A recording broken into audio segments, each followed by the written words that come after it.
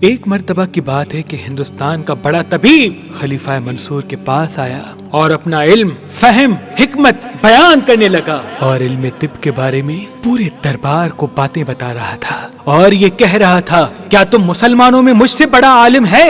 منصور نے سوچا کہ اس طبیب کو کیسے چپ کروایا جائے۔ بالآخر منصور کے تمام وزیروں نے یہ مشورہ دیا کہ اس کو ایک ہی انسان چپ کروا سکتا ہے، وہ ہے نواسائے رسول، امام وقت، امام جعفر صادق علیہ السلام۔ بس تو منصور نے امام کی خدمت میں پیغام بھجوایا کہ آپ آئیں اور اس مشرک کے تکبر کا جواب دیں۔ امام جعفر صادق علیہ السلام جب دربار آ پہنچے تو سب امام کے احترام میں اٹھ کھڑے ہوئے۔ جب اس طبیب نے دیکھا کہ وقت کا بادشاہ اور تمام مشیر امام جعفر صادق کی تعظیم کر رہے ہیں تو وہ امام جعفر صادق علیہ السلام کو دیکھ کے کہنے لگا، اگر آپ بھی مجھ سے کچھ پوچھنا چاہتے ہیں تو پوچھ سکتے ہیں۔ امام جعفر صادق علیہ السلام نے مسکرا کے فرمایا، اے طبیب، میں تم سے کیا پوچھوں، کیونکہ میں تو تم سے زیادہ علم رکھتا ہوں۔ طبیب کہنے لگا، جتنی کتابیں طب کی میں نے پڑھی ہیں، لکھی ہیں، اس زمین پہ شاید ہی کسی نے لکھی ہوں، اور آپ مجھ سے زیادہ جانتے ہیں۔ اچھا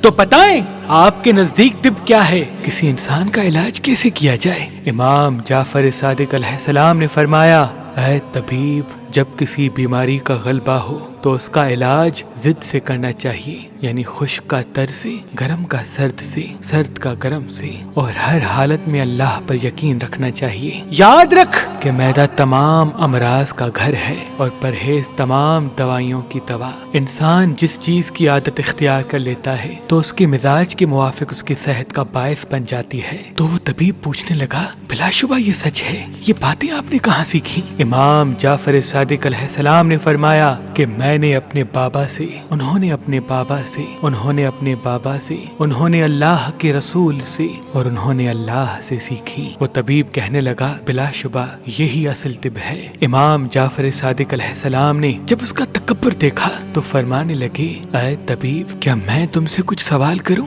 وہ طبیب کہنے لگا، ہاں ہاں، کیوں نہیں۔ امام جعفر صادق علیہ السلام نے فرمایا، اے طبیب، آنسوؤں اور رطوبت کا مقام سر میں کیوں ہے؟ سر پر بال کیوں ہوتے ہیں اور پیشانی پہ کیوں نہیں؟ اور انسان کی ناک دونوں آنکھوں کے درمیان کیوں ہے؟ ناک کے سوراخ نیچے کی طرف کیوں ہوتے ہیں؟ ناک کے اندر بال کیوں ہوتے ہیں؟ اور منہ پر دو ہونٹ کس لیے بنائے گئے؟ مردوں کی داڑھی کیوں ہوتی ہے اور عورتوں کی داڑھی کیوں نہیں ہوتی؟ اے طبیب بتا، پیشانی پہ بل کیوں پڑتے ہیں؟ آنکھوں کے اوپر بھویں کیوں ہوتی ہیں؟ آنکھوں پر پلکیں کیوں ہوتی ہیں؟ یہ تمام سوالات سن کے وہ طبیب گھبرانے لگا اور سر جھکا کے کہنے لگا کہ اے نواسائے رسول، ان سوالات کے جواب میرے پاس نہیں اور نہ ہی میں نے کہیں پڑھے ہیں۔ تو امام جعفر صادق علیہ السلام فرمانے لگے، اے طبیب سن، اگر اللہ آنسوؤں اور رطوبت کا مقام سر میں نہ رکھتا تو انسان کا دماغ خشکی کی وجہ سے ٹکڑے ٹکڑے ہو جاتا،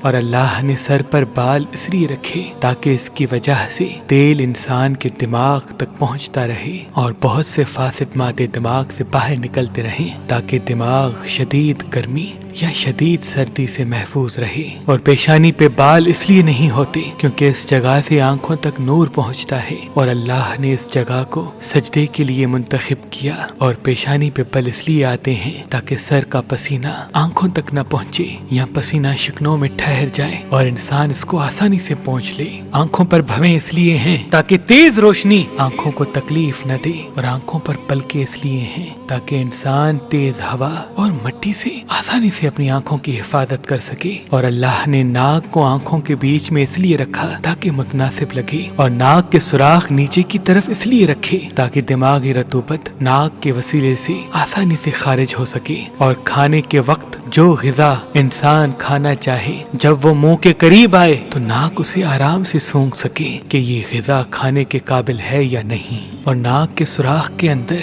بال اس لیے پیدا کیے تاکہ ہوا میں موجود مٹی फौरन अंदर न जा सके। मुंह पर होंठ अल्लाह ने इसलिए रखे ताकि दिमाग से जो रतूबतें मुंह तक पहुंचे वो रुकी रहें, और खाना भी इंसान के इख्तियार में रहे, जब चाहे फेंके जब चाहे निकल ले। और मर्द की दाढ़ी इसलिए होती है ताकि मर्दों और औरतों में तमीज रहे, और औरतों की दाढ़ी इसलिए नहीं होती ताकि औरत का चेहरा साफ हो, पुरकशिश हो, और मियाँ और बीवी के दरमियान मोहब्बत बढ़े। ऐ शख्स, अगर औरतों के चेहरे पे दाढ़ी होती तो उनका चेहरा पुरकशिश न रहता और मर्द और औरत के बीच में तमीज करना मुश्किल हो जाता। बस जैसे जैसे इमाम तमाम सवालात के जवाब देते गए, उस तबीब का तकब्बुर खत्म होता गया। बिलाखिर वो आपके कदमों तक आ पहुंचा और दस्ते अदब को जोड़ के अर्ज करने लगा, मैंने आज तक ये तमाम बातें किसी किताब में नहीं पढ़ी। बेशक ये वो इल्म है जो नबियों, इमामों और सादात की मीरास है। वो कदम चूम कर मुसलमान हो गया और पूरा दरबार इमाम जाफर सादिक अलैहिस्सलाम के एहतराम में उठ खड़ा हुआ।